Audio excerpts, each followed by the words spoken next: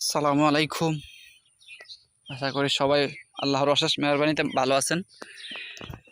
তো আলহামদুলিল্লাহ, আপনাদের দোয়ায় আমিও ভালো আছি, শুকরিয়া আলহামদুলিল্লাহ। তো এটা হচ্ছে আমার তিসি ক্ষেত, যেটা ভিডিও আপনারা আগে দেখছেন, এবং আজকে প্রায় 15 দিন পরে আমি আবার ক্ষেতটা দেখতেছি। তো আগে যখন দেখছিলাম তখন একরকম ছিল চেহারা এবং এখন অন্যরকম। বিশেষ করে আগে এটা ছিল সবুজ, পাতা ছিল, সুন্দর সুন্দর ফুল ছিল, এই যে এই ফুলগুলো ছিল। ওকে, সো এই যে এই ফুলগুলো ছিল, সব কিছু মিলে সুন্দর ছিল জিনিসটা। কিন্তু এখন এটা মানে শুকায় গেছে এবং যে তিসি হয়েছে আলহামদুলিল্লাহ ভালোই। আমি জানি না ফসলটা কেমন হয়েছে, কারণ এই ফসল কখনো মারাই নাই এর আগে। তো এবারে মনে হয় প্রথম হয়তো আমরা মারাইছি, অন্যরা হয়তো মারাইতে পারে, বাট আমরা হয়তো এবার প্রথম মারাইছি। তো এটা হচ্ছে তিসি, দেন দেখতে। তো এগুলো হচ্ছে তিসি, এই যে এগুলো আর একটু, আর 2-3 দিন পরে এগুলো তুলবো, কারণ এখনো বেশ কিছু কাঁচা আছে। সবগুলোতে ফাঁকছে, শুকাইছে এরকম নাই, যেগুলো আছে কাঁচা। তো আলহামদুলিল্লাহ কেজির মতো হইতে পারে হইলে।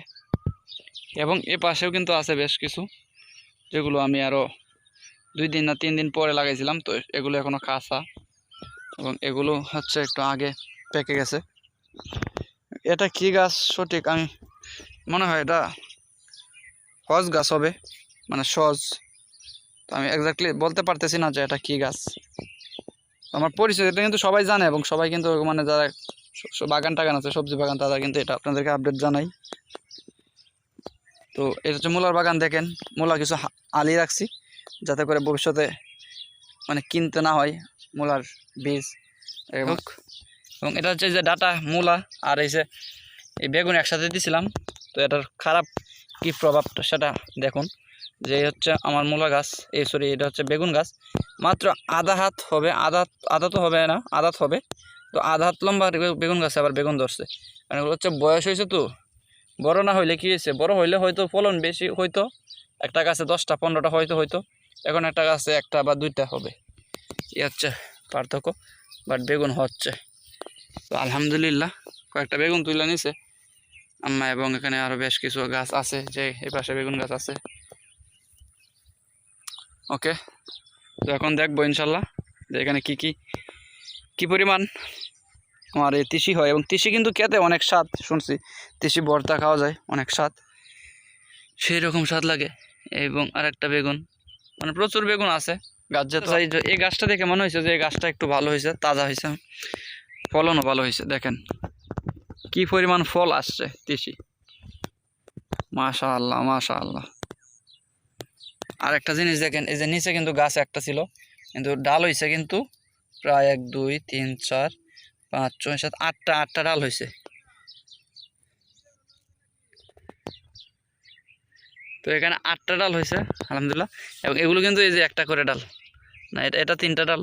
তো এরকম অনেক গাছ আছে 3টা 4টা 5টা, তো এটার মাঝে হচ্ছে 8টা ডাল হয়েছে। তো বোঝাই যাচ্ছে যে এখানে ফলনটা অনেক বেশি। মাশাআল্লাহ, আল্লাহ তাআলা বরকত এখানে বইরা দিছে এই গাছটার মাঝে। এবং ওই তিসিগুলো কিন্তু একটু বড় বড়, রাইট। তো সবগুলো গাছ যদি এরকম হইতো তাহলে হয়তো ফলন আরও ভালো হইতো। যাই হোক, শুকরিয়া আলহামদুলিল্লাহ। তো আমি একটু ধারণা নিলাম যে ভালো ফলন হইলে হয়তো যে 7টা-8টার মতো ডিমই ছাড়তো। তো মানে যদি 2টা-3টা মতো ডিমই ছাড়ছে, তাহলে মানে বেশি একটা ভালো হয় নাই। আর ওই কারণে তো আরও বেশি গণ দিছি, মানে ডিমই ছাড়ছে না, একটা থেকে একটাই হয়েছে, কারণ ডিমই ছাড়ার জায়গায় নাই। দেখেন কোনো স্পেস নাই যে ডিমই যে ছাড়বো। এখানে কিন্তু একটা গাছ থেকে 3টা 4টা ডিমই ছাড়ছে। তো এগুলো একটু কাঁচা আছে, এবং এগুলো 3-4 দিন পর, আরও 5-7 দিন পরে তুলতে হইব। সবাইকে ধন্যবাদ। আসসালামু আলাইকুম, আল্লাহ হাফেজ।